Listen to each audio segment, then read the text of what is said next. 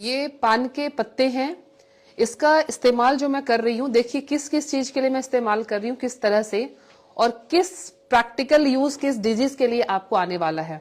तो पान के पत्ते आप इस तरह के हरे वाले पत्ते जो हैं, पान के पत्ते अलग अलग वेराइटीज के मिलते हैं।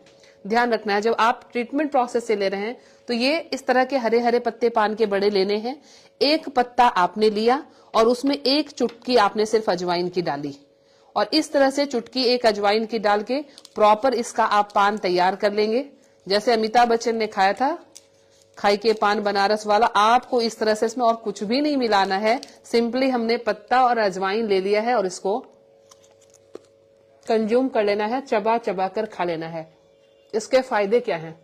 आपको किसी भी तरीके की खांसी हो, कोल्ड की वजह से खांसी हो कफ वाली, या फिर आपकी ड्राई खांसी हो, या फिर आपको एलर्जी की वजह से जो है कफ का फॉर्मेशन बार बार हो रहा है, ये एक खुराक आपको 1 डे एटलीस्ट 50% रिलैक्सेशन दे देगा।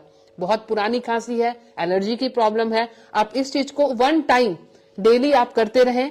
1 टाइम डेली करना है, किसी भी टाइम खाना खाने के बाद आप इसको खाते रहें। और हमारी पुरानी तरीके भी यही थे। हम पुराने जमाने से, राजा महाराजाओं के जमाने से हम देखते हैं कि खाने के बाद पान सर्व करना, मेहमानों को देना, या किसी भी पार्टी में पान देना एक ट्रेडिशन माना जाता था। उसका कारण यही था कि ये डाइजेस्टिव सिस्टम को भी दुरुस्त करता है, और ये कफ कोल्ड की प्रवृत्ति, कुछ ऐसा खाना आपने खाया जिसमें कोल्ड का फॉर्मेशन होगा, कफ की फॉर्मेशन होगी, तो आप इस चीज को खा के आप उसको उसी समय उस विकार को निकाल सकते हो। दूसरी चीज जो आपके इस मौसम में बहुत ज्यादा कारगर होने वाला है वो आपका है अदरक। अदरक सबके किचन में होता है, तो आपको क्या करना है, 1 चम्मच अदरक के रस के निकाल लेनी है। 1 चम्मच आपने अदरक के रस की ली, उसमें 1 चम्मच आपने इसमें ऐड कर लिया शहद को। शहद और अदरक के जूस का कॉम्बिनेशन, इसको प्रॉपर आप साफ सुथरे हाथों से फेंट लेंगे, और फेंटने के बाद आप इसको इस तरह से पूरे के पूरे इसको बारी बारी से इसी उंगली से आप चाटते चले जाएंगे। अभी मैं चाट के इसलिए नहीं दिखा रही हूं क्योंकि मेरे मुंह में पान पड़ा हुआ है ऑलरेडी, तो आप इस तरह से इसको अपनी ही उंगली से चाटेंगे, कोई चम्मच की जरूरत नहीं है आपको। इस तरह से आप इसको इस्तेमाल कर सकते हैं। बाकी कई सारी चीजें घरेलू आपने सुनी होगी या वीडियोस आप देखते होंगे, बट मैं गारंटी के साथ कह रही हूं कि आप सिर्फ इन सब चीजों को इस्तेमाल कर लें तो आप इस मौसमी बीमारी के, इस मौसम में होने वाले कफ कोल्ड से, स्पेशली कफ के लिए, आपके लिए बहुत फायदेमंद होने वाला है। तो मैम कौन सा पान लेना चाहिए? पान बेसिकली हमारे जो पान की दुकान पे मिलेंगे, आपको इस तरह के एक पान की वैरायटी मिलेगी जिसको मीठा पान कहते हैं।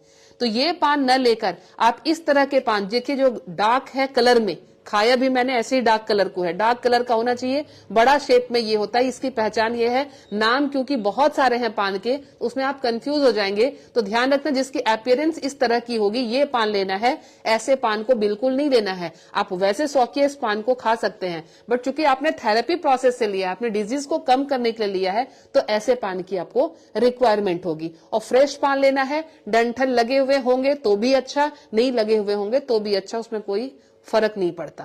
तो मैं बच्चे खा सकते हैं इसको? बिल्कुल, 5 साल से ऊपर के बच्चे को आप कंप्लीट एक पान खिला सकते हैं। 5 साल से छोटा बच्चा है तो ध्यान रखिए, आपने बहुत अच्छी चीज पूछी है। अगर 5 साल से छोटा बच्चा है जिसको बार बार निमोनिया होता है, चेस्ट में कफ इतना जमता है कि नेबुलाइजर की आपको जरूरत पड़ती है, उसके लिए आप क्या करेंगे, इसमें सिंपली आप जैसे घी होती है, घी हम लेके घी को इस तरह से इसको लेप कर देंगे। घी को लेप के इस पत्ते पर इसको थोड़ा सा आग दिखा के, और बच्चे के चेस्ट पे कपड़े हटा के उसको चेस्ट पे इस तरह से घी लगा के उसकी मालिश करके उसको कपड़ा रैप करके उसको कवर कर देंगे। इतना आसानी से कफ निकलेगा। जमा हुआ महीनों का कफ जो है बच्चा जो निकाल नहीं पाता, नेबुलाइजर आप देते हैं, वो सिर्फ इस एक प्रयोग के, पान के प्रयोग से निकल जाएगा। तो आप ये अपने छोटे बच्चे के लिए भी करें और घर के बड़े भी इस काम को करें। तो मैं Leena Shrigyan, naturopathy and alternative therapy expert, Nai Delhi से, मुझसे मिलने के लिए